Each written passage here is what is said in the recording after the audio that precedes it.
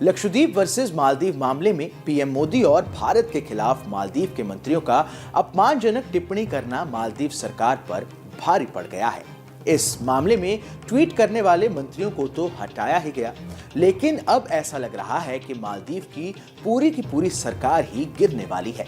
दरअसल अब मालदीव के राष्ट्रपति मुइजू के खिलाफ अविश्वास प्रस्ताव लाने की तैयारी चल रही है।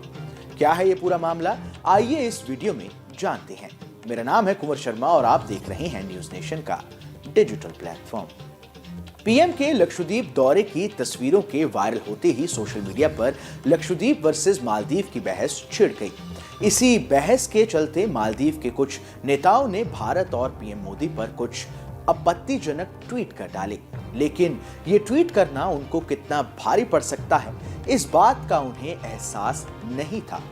आपत्तिजनक टिप्पणियों पर भारत के एक्शन मोड में आते ही ट्वीट करने वाले सभी मंत्रियों को सस्पेंड कर दिया गया। भारत के साथ रिश्तों में खटास लाने पर मालदीव की विपक्षी पार्टी ने भी नाराजगी जताई। मालदीव की मंत्री के बयान की मालदीव के विपक्ष ने भी जमकर आलोचना की। मालदीव नेशनल पार्टी ने एक पोस्ट कर कहा कि सरकारी अधिकारी की एक विदेशी राष्ट्राध्यक्ष के खिलाफ की गई अपमानजनक टिप्पणियों की मालदीव नेशनल पार्टी कड़ी निंदा करती है। ये अस्वीकार्य है।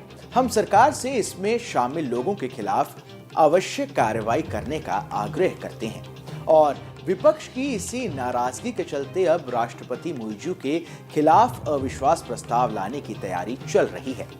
मालदीव के राष्ट्रपति मोहम्मद मुइजू को हटाने की पहल वहां के संसदीय अल्पसंख्यक नेता अली अजीम ने की है। उन्होंने मालदीव के नेताओं से मुइजू को कुर्सी से बेदखल करने में मदद करने की गुजारिश की है। अली अजीम ने कहा कि हमारी मालदीवियन डेमोक्रेटिक पार्टी मालदीव की विदेश नीति में स्थिरता बनाए रखने के लिए प्रतिबद्ध है। हम किसी भी पड़ोसी देश को विदेश नीति से अलग थलग नहीं करने देंगे।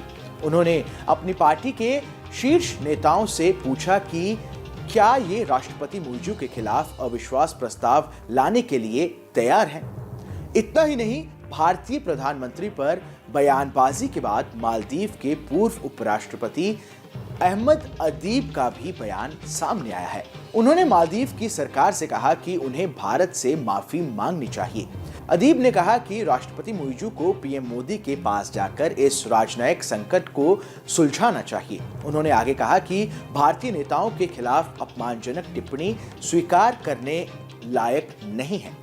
आपको बता दें कि बड़ी तादाद में भारतीय पर्यटकों की बुकिंग कैंसिल होने और ट्रैवल कंपनियों के विरोध के बाद अब मालदीव की टूरिज्म एसोसिएशन ने भी अपने मंत्रियों के बयान की आलोचना की है। Maldives association of tourism industry ने बयान जारी करते हुए कहा कि वे भारतीय प्रधानमंत्री और भारत के लोगों के खिलाफ अपने मंत्रियों की टिप्पणियों की निंदा करते हैं। ऐसे में अब ये कहना गलत नहीं होगा कि भारत से पंगा लेना सच में मालदीव को भारी पड़ गया है।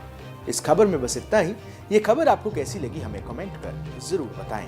देश दुनिया की तमाम बड़ी खबरों के लिए देखते रहिए न्यूज नेशन का डिजिटल प्लेटफॉर्म।